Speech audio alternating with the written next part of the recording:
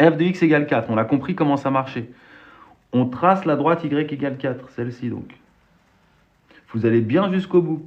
Vous n'oubliez pas qu'il y a une réponse, deux réponses, trois réponses du coup, parce qu'il y a trois points d'intersection. Et là, ça y est, vous donnez la réponse. Merci. f de x égale 4. A pour solution équivaut à x appartient environ, d'accord? Vous mettrez le mot environ après. Vous avez moins 1 comme solution, vous lisez les abscisses. Vous avez moins 0,3, de toute façon c'est approximatif, moins 0,3, point virgule et 4,2 ou 4,1. Allez, enfin, c'est pas très important. Environ, ok? 3 solutions, parce qu'il y a 3 points d'intersection, ok? Passons à la question B. La question B, on vous demande g de x strictement plus petit que 4. L'avantage de le faire avec le crayon à papier, c'est qu'on peut effacer ça, comme ça ne nous embête plus, on n'en a plus besoin, ok? Sauf si, attention, il faut bien faire attention à la consigne, sauf si le prof vous dit en faisant apparaître les traits de construction. Et dans ce cas-là, vous laissez vos traits de construction, vous ne les effacez pas d'une fois à l'autre. Quel site pour s'entraîner en spémat première et terminale? Bah, mon site. En fait, ça dépend, tu fais quel chapitre. Tu vas là, il n'y a pas mieux en fait. En vrai, tu as plein de sites, tu peux faire des exercices, mais l'avantage avec moi, ce que je fais, c'est que tu as les fiches que tu peux imprimer, que tu peux télécharger et travailler sur ton ordinateur si tu veux, et tu peux faire les exercices, et tu as la correction en vidéo. Plus, tu as des centaines d'exercices corrigés. Donc voilà, mon site. Après, les autres aussi sont bien.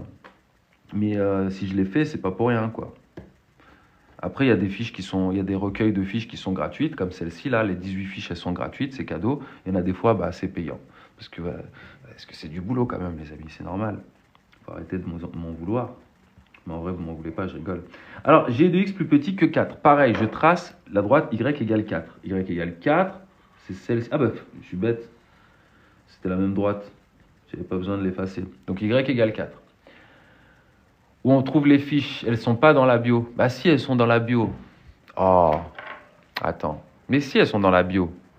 Ah, les autres, vous savez. Mais si, je vois, il y a plein de gens qui les ont téléchargées. Tu vas dans ma bio, à un moment, il y a un lien, tu peux cliquer dessus. Tu cliques dessus, tu arrives sur ma page internet, et là, tu auras plein de recueils de fiches, dont celle-ci, où il y a écrit, tu verras, c'est gratuit. Et tu les télécharges, et ça y est. Et après, tu retéléchargeras à la fin de la semaine la version finale, où je mettrai en plus toutes les autres vidéos que j'ai faites là actuellement. Ok? Alors, g de x égale 4. Et là, attention, il ne faut pas lire les points d'intersection, ni les abscisses des points d'intersection. G de x strictement plus petit que 4, ça veut dire que tout ce qui est en dessous, plus petit, en dessous, g en dessous, ça veut dire quoi? Ça veut dire la droite bleue là, elle doit être en dessous de la droite grise. Elle est en dessous où? Elle est en dessous à partir de là. Elle est en dessous ici.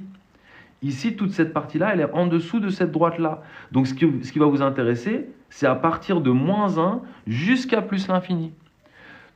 À chaque fois que vous allez lire une image ici, ce sera plus petit que 4 l'image. Vous voyez? L'image sera toujours plus petite que 4.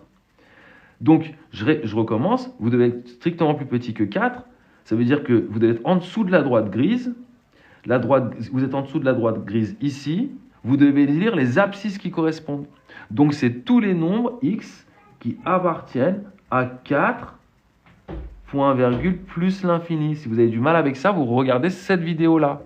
Ok? Et ici, le crochet, on l'ouvre, parce que 4, pardon, j'ai écrit n'importe quoi, moins 1. Je peux pas, c'est compliqué de parler en même temps.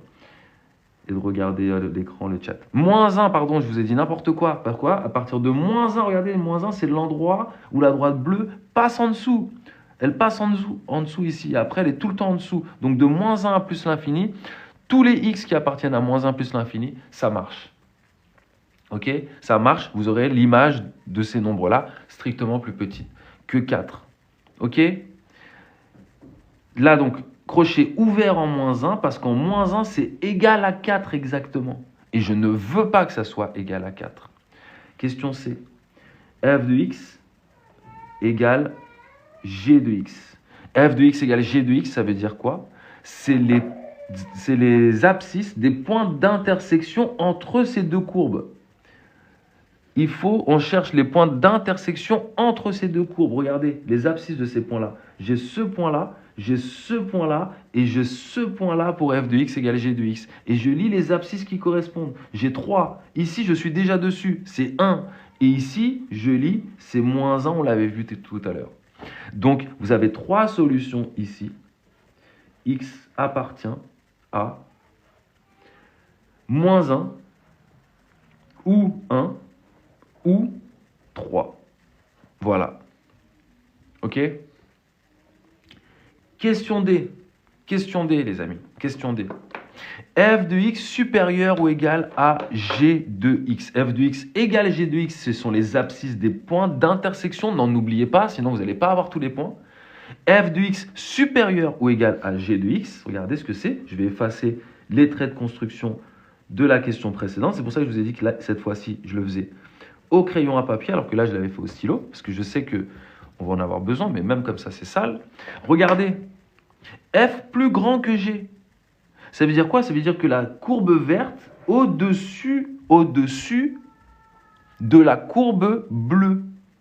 Est-ce que ici, je suis au-dessus de la courbe bleue? Non, regardez, si je prends une ligne là, si je trace une ligne là, je passe d'abord par la courbe verte, puis par la courbe bleue. La courbe bleue est au-dessus sur les images, en termes de ligne verticale.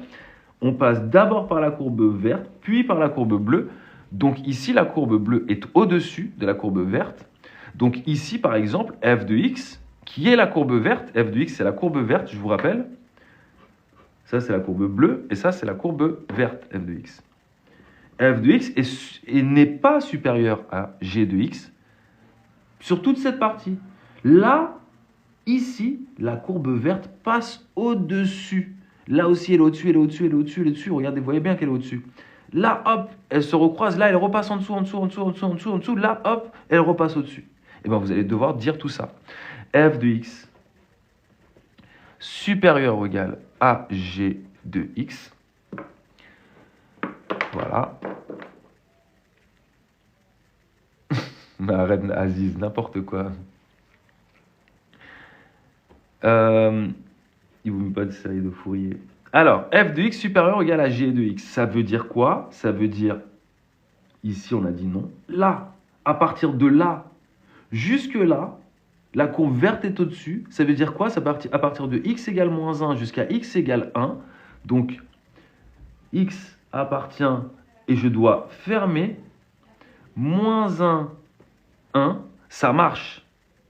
Ça marche. De là à là, la courbe verte est au-dessus, de moins 1 à 1. Et je ferme les crochets parce que en moins 1 et en 1, f et g ont la même valeur. Donc, je suis d'accord qu'elles aient la même valeur puisque, regardez, l'inégalité ici, elle est ce qu'on appelle large.